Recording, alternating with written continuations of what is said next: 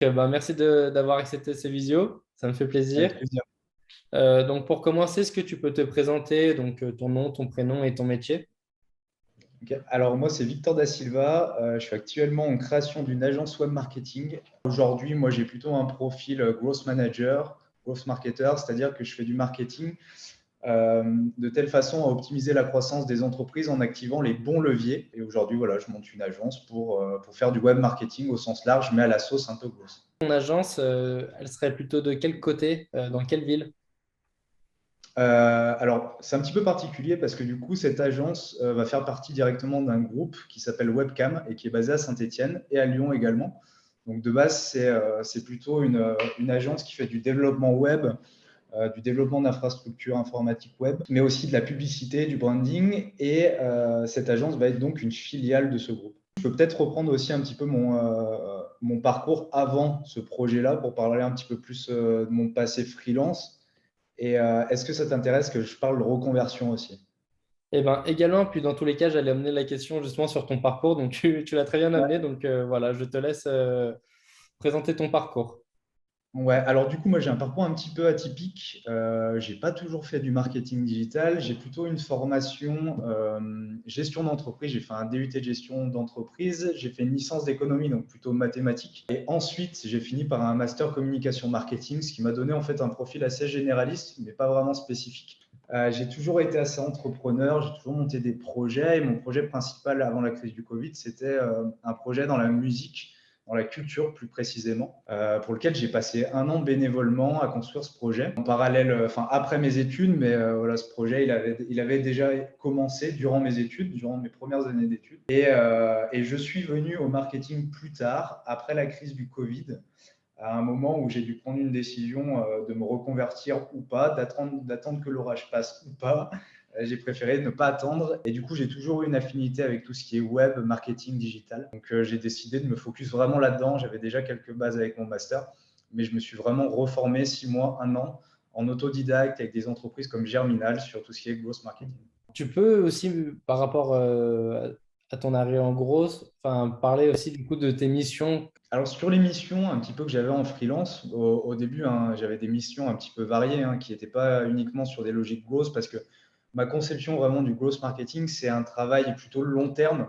On va chercher à créer une stratégie en testant différents leviers dans une logique toujours un peu test and learn, analyse de données. Au début, c'était des missions plutôt précises sur du développement de communauté, sur du développement de référencement pour des e-commerce, sur de la stratégie de contenu, par exemple sur LinkedIn. J'ai pu former pas mal de dirigeants sur ces sujets-là. Ensuite, j'ai rapidement eu quelques contrats plus long terme où j'accompagnais du coup plutôt des TPE, PME. Donc, dans le développement de leur stratégie marketing, j'étais comme un peu un responsable marketing outsourcé, tu vois, en indépendant. Et ma logique, c'était vraiment de trouver les leviers de leur croissance, tester plein de leviers, logique grosse du coup, et après d'exécuter. Donc avec une grosse partie stratégique, test et mise en place de l'exécution au sein des entreprises, que ce soit exécuté par les équipes comme commerce de l'entreprise, ou par moi, ou par un autre freelance. Plutôt aspect stratégique, j'ai un profil plus stratégique que technique. C'est pour ça que j'ai plus un profil growth manager que growth hacker, par exemple. Pour moi, ça demande plus de compétences techniques. Je vais rebondir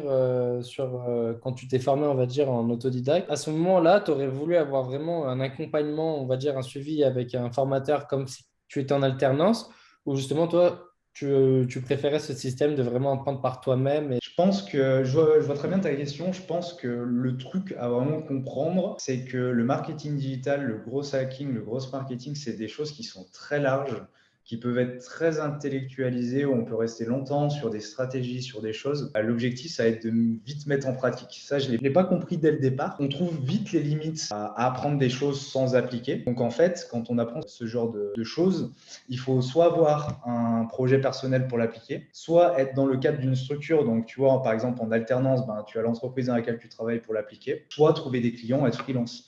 Donc, dans tous les cas, ce qu'il faut vraiment comprendre de ça, c'est qu'il faut se créer l'environnement pour pouvoir tester les choses. Par contre, est-ce que j'aurais aimé être plus encadré pour apprendre ça? Je pense pas, parce que je pense qu'aujourd'hui, il n'y a pas vraiment de formation, on va dire, universitaire pour apprendre ces techniques-là. On a des écoles un peu hein, comme l'ESP, l'ESD, qui sont des écoles plutôt généralistes et bonnes écoles en fait sur du marketing digital, mais pas encore assez précises sur vraiment ces métiers go, sur ces nouveaux métiers. Par contre, tu peux vite te réfugier sur des organismes plus privés comme Germinal, qui est une grosse, enfin, qui était une agence growth et qui à l'époque a lancé des formations. Donc, c'était des super formations que j'ai pu suivre et dont j'ai beaucoup appris. Tu en as parlé pour côté pratique de trouver justement des clients, quand on n'est pas en alternant, je veux dire, mais en freelance. Voilà, comment tu as fait pour démarrer et trouver, on va dire, tes premiers clients? Alors, au départ, tu tapes dans ton réseau, tu essayes de trouver tes premiers clients comme ça. C'est souvent des clients pour lesquels tu ne fais pas payer très cher, voire même gratuitement, hein. Il ne faut pas hésiter aussi à travailler au départ sur des projets de façon un peu bénévole pour tester plein de choses, pour prendre des skills. Après, derrière, deux choses, et ça se rejoint sur le fait, en fait de parler tout le temps de ce que tu fais.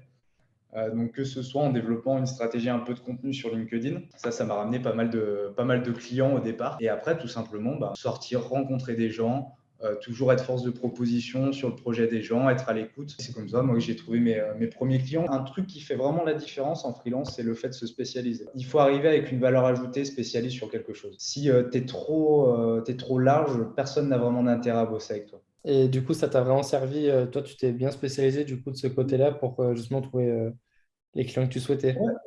Et je te fais le même parallèle avec la formation. J'ai commencé à faire des formations dans le public à la Chambre de commerce et d'industrie. Après, on m'a appelé dans un premier temps pour faire un cours marketing assez généraliste à l'ISCPA, donc à Lyon, une école de journalisme et de com. J'ai fait un cours du coup un peu grosse. De fil en aiguille, du coup, j'ai été identifié un petit peu à Saint-Étienne et Lyon comme quelqu'un qui fait des formations sur cette thématique-là, et ça tombe bien, elle est super en vogue.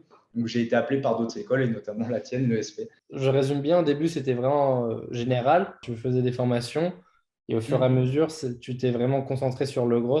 Tu t'es rendu compte en donnant des cours de gros que ça te plaisait plus que faire on va dire, un cours général. Oui, puis en fait, c'est une approche qui me convient bien. Je trouve que c'est une approche assez moderne du marketing. Et j'étais déjà un peu plus spécialisé là-dedans avant de donner des cours dessus. En fait, je donne des cours, je fais des choses qui m'intéressent quand ça m'intéresse. Tu vois, potentiellement, dans 3 4 ans, il y aura d'autres choses qui m'intéresseront. Et c'est en ça que j'aime bien quand tu parles de reconversion. Tu peux faire un lien assez net entre marketing et relation client. Et si tu vois, je te fais un parallèle. Euh, Marketing classique, plutôt orienté acquisition, grosse marketing, acquisition, activation, rétention, recommandation, etc. Donc, tu vas être sur une logique du marketing au commerce jusqu'à la relation client. La relation client d'il y a 10 ans est devenue Customer Success, une relation client un peu digitalisée, un peu 2.0, beaucoup plus orientée sur des logiques grosses, en fait, tu vois, avec des sondages, des expériences utilisateurs. Tu as presque aussi dans la relation client ce côté un peu UX, ce côté un petit Oui. peu test and learn. Je pense que tu peux faire des passerelles assez intéressantes aussi. De la même manière, tu peux très bien viser aussi un poste en startup où on attend des profils vraiment couteau suisse et potentiellement d'arriver à la fois une partie de la stratégie marketing et cette logique relation client, d'avoir plein de retours, de s'assurer de la satisfaction des clients, des premiers utilisateurs. Ça correspond très très bien, je pense, aux startups. En plus, ça tombe bien parce que là, ce que tu me dis, c'est vraiment intéressant. Et justement, j'allais amener un peu des questions autour de moi quand même. C'est en lien avec ton métier, par exemple. Moi, pour l'instant, tout ce qui va être stratégie d'acquisition, en fait, le référencement, c'est vrai que c'est le référencement, on va dire le SEO, le SEA, le social ads, etc., qui me plaît énormément. Et il y a aussi, du coup, ton cours, justement, avec le parcours client plutôt, qui m'a vraiment intéressé. C'est ça aussi qui m'a conforté à l'idée de tenter dans le web marketing, puisque j'ai trouvé tes cours super intéressants et ça, je vais y venir. C'est par exemple avec tes cours et avec un stage que j'ai pu faire dans une agence de marketing digital, mais qui était spécialisée que sur le social ads. Mais je n'ai pas touché au social ads, je me suis plus occupé du SEO. À ton avis, même si ça va faire 2 ans, en vue d'une entreprise, par exemple, on va dire la tienne, entre guillemets, que tu es en train de créer, si un jour je souhaite postuler, est-ce que c'est toujours intéressant de mettre ces petites expériences ou vaut mieux mettre les plus grosses expériences, par exemple, lors de mon alternance, mais qui n'ont pas trop touché au web marketing? Alors, je pense, si tu vises un recrutement dans une entreprise type agence ou type marketing digital, mets tout ce que tu as. Après, là, ta question, elle pose la question du profil. En fait, tu as deux choix. Soit tu restes sur un profil généraliste où tu vas chercher un peu tout connaître et à maîtriser du coup le processus entier pour faire des strats. Soit tu vas essayer de te créer un profil spécialiste et devenir spécialiste de l'acquisition, donc SEO, SEA, social ads, Tu peux devenir spécialiste des stratégies inbound, donc les stratégies où tu attires l'utilisateur vers ton entreprise grâce au contenu, ou au contraire outbound, où tu vas être plus sur du mailing, sur de la publicité justement. En fait, c'est une histoire de profil. Et je pense que dans une entreprise là comme la mienne actuellement, une agence web marketing, je vais chercher différents types de profils. Je vais chercher des profils type chef de projet, qui, eux, ont une vision un peu globale, justement, et ont un sens aussi de la relation client. Ça, c'est intéressant à noter pour toi également. Je ne sais pas s'il y avait déjà pensé, du coup, à ce métier un peu de chef de projet. Bah, du coup, j'ai une camarade de classe qui est chef de projet en alternance et qui m'en parle.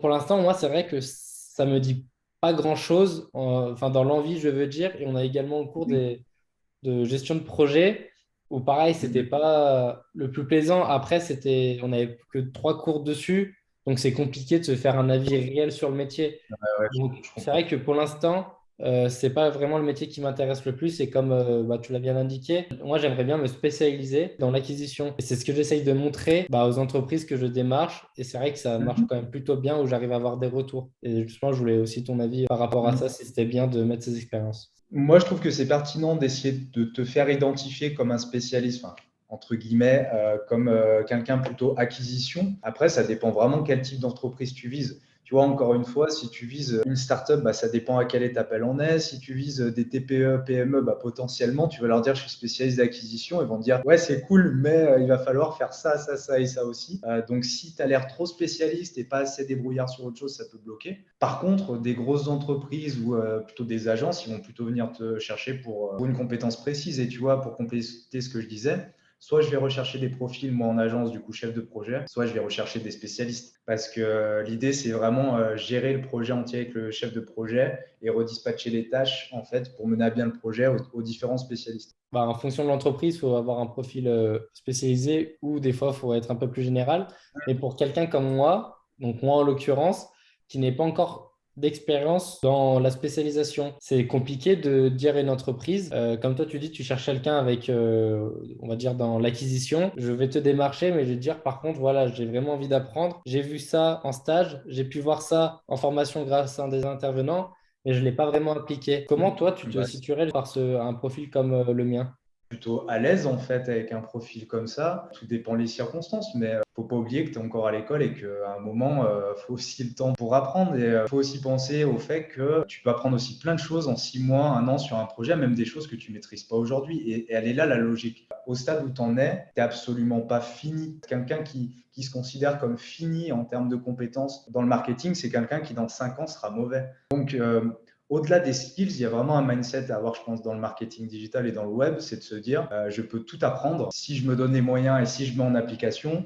Et surtout, ce que j'apprends aujourd'hui ne sera pas forcément valable dans 5 ans. Donc, il faut que j'apprenne continuellement. Et ça, c'est assez intéressant à comprendre. Et je pense que d'ailleurs, certaines entreprises voient un peu nos profils et les profils un peu jeunes sur le web marketing comme des éléments pour ramener ce côté un peu tech, digital, veille, réseaux sociaux. Enfin, tu vois ce Oui. dont je veux parler, quoi. Ouais, bah, très bien. En plus, tu m'as bien répondu. Ça rassure entre guillemets parce que j'ai quand même eu des Ah retours ouais, positifs.